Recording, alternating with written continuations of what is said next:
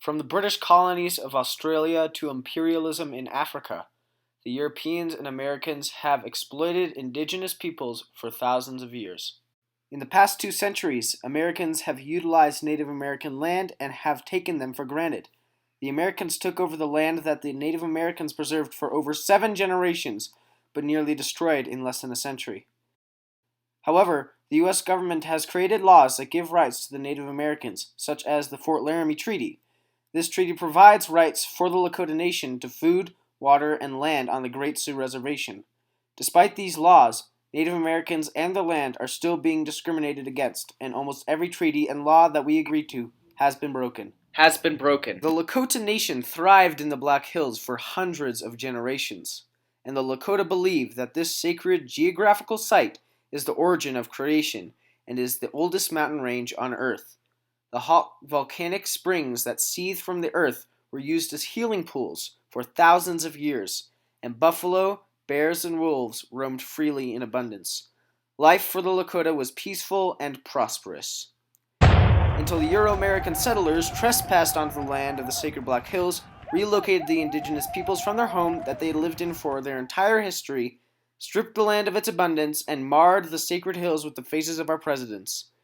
Now the oil industry wants to further this process of destruction that was started centuries ago by constructing their pipeline smack down in the middle of one of the most indigenously revered places on the planet, ripping up the sacred earth, some of that earth containing the blessed bones of chiefs and other tribespeople.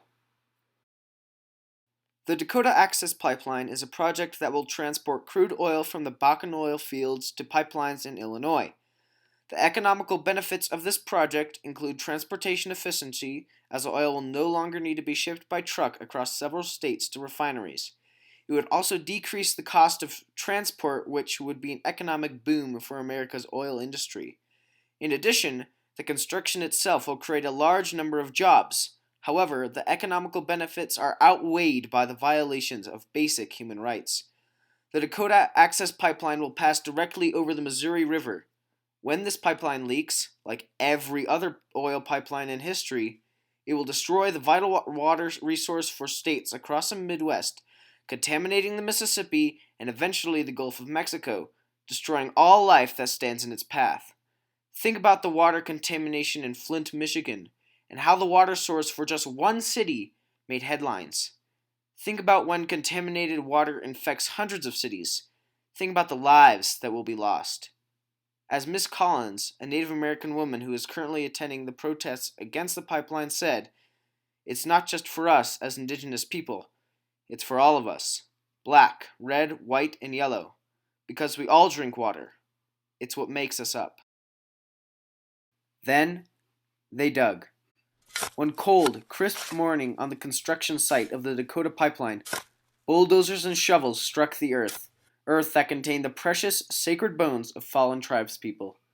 Desperate to halt the construction, the hundreds of people from hundreds of indigenous tribes stood in peaceful protest, led by the women, the givers and protectors of life. Intimidated by this harmless force, trained attack dogs and pepper spray were forced upon men, women, and children. Eventually, the digging stopped, but this outburst has driven thousands of activists and indigenous peoples into rage. This clear violation of human rights has scarred the oil industry forever. The United Nations have created a constitution of sorts that explains the basic human rights for everybody who lives and breathes on this earth. At the site of the protests, many human rights were violated. For example, attacks on honor and reputation, Article 12.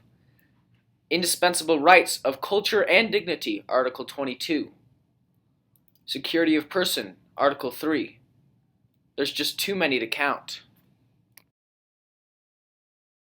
Over the centuries, the Lakota Nation has been discriminated against, from Wounded Knee to the protests at the site of the pipeline. This just shows how we may think that our imperialist acts are history, but are still in nearly full swing, and are affecting thousands of Native Americans.